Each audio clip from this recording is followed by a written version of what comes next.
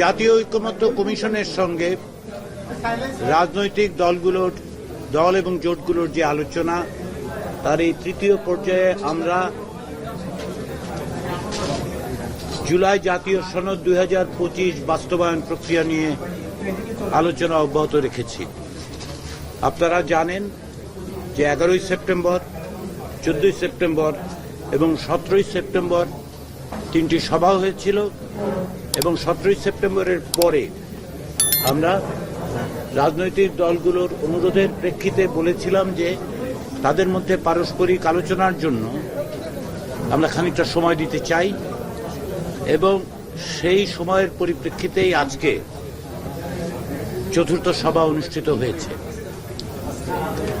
জুলাই জাতীয় সনদ বাস্তবায়নের ব্যাপারে রাজনৈতিক দলগুলোর মধ্যে এক ধরনের ঐকমত্য প্রতিষ্ঠিত হয়েছে। আজকে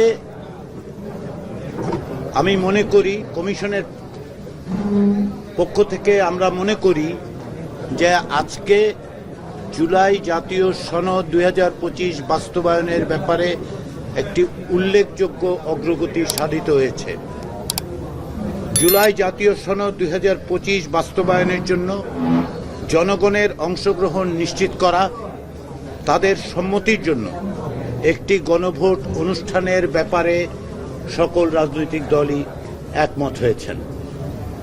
এটি প্রথম ধাপ হিসেবে আমরা মনে করছি যে বাস্তবায়ন প্রক্রিয়ার বিষয়ে রাজনৈতিক দলগুলোর মধ্যে ঐকমতের এটি একটি বড় রকমের অর্জন এবং একটি বড় রকমের পদক্ষেপ এবং এটি প্রথম পদক্ষেপ।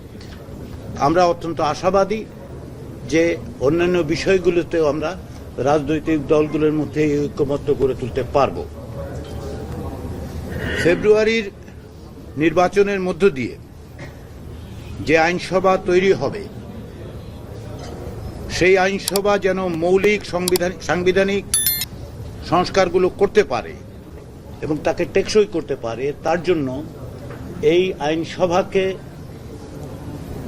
এমনভাবে চিহ্নিত করা দরকার বা আলাদা বৈশিষ্ট্য দেওয়া দরকার যাতে করে এই সংস্কারগুলোকে, যারা জুলাই সনদের ভিত্তিতে যে সমস্ত সংশোধন, সংযোজন, বিয়োজন, পরিবর্ধন, পরিমার্জন হবে, সেগুলো যেন টেকসই হয়।